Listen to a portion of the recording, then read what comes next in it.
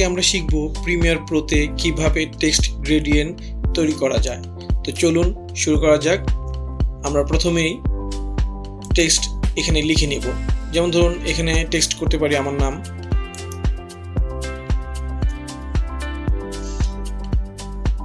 BABU।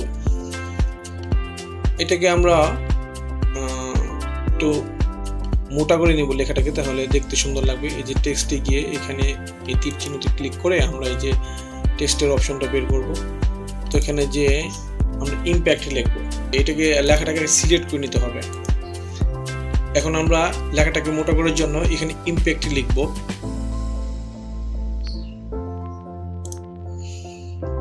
IMPACT।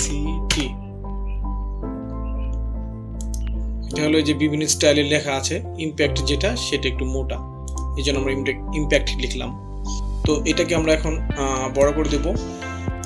তো এখানেও বড় করা যায়, আবার এটা ধরেও ছোট বড় করা যাবে, কোনো সমস্যা নেই। তো এটাকে আমরা ট্রান্সফর্মে গিয়ে একটু মিডিলে রাখবো, এই যে এখান থেকে মিডিল করে দেব। তো জাস্ট কিছুই না, এই যে অ্যাপিয়ারেন্সে এসে এখানে ডাবল ক্লিক করব।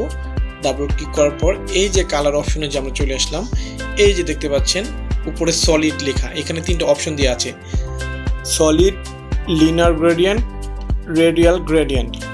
তো আমরা যদি সবার নিচেরটা রেডিয়াল গ্রেডিয়েন্ট দিই, তাহলে দেখা যাবে যে এরকম একটা অপশন আসবে। আসার পর এখানে একটা ক্লিক করার পর এখানে একটা ক্লিক করার পর আমরা এখান থেকে কালার চুজ করব। দেখতে পাচ্ছেন আমাদের কালার চেঞ্জ হয়ে যাচ্ছে। তো এখানে যদি আমি অন্য কালার দিই, লাল দিই, এখানেও কালার হবে। তো এটা হলো রেডিয়াল গ্রেডিয়েন্ট। তো আমরা যদি চেঞ্জ করে দেই, লিনিয়ার গ্রেডিয়েন্ট দিই, তাহলে এভাবে হবে। তো এটাকে আমরা আরেকটু সুন্দর করার জন্য এভাবে গ্রেডিয়েন্ট করতে পারি। এভাবে গ্রেডিয়েন্ট করে এখানে গ্রেডিয়েন্ট হয়তো আপনি চাচ্ছেন উপরে একটু সবুজটা বেশি থাকবে, তো এটা আমরা ডানে বামে সরিয়ে দেব এভাবে। তো আর লালটা যদি আমরা একটু বেশি দিতে চাই উপরের দিকে, তাহলে এভাবে লাল সরিয়ে দেব। যে কোনো কালার দিয়ে ইচ্ছে মতো আমরা কালার করে নিতে পারবো। এভাবেই প্রিমিয়ার প্রোতে টেক্সট গ্রেডিয়েন্ট করা যায়।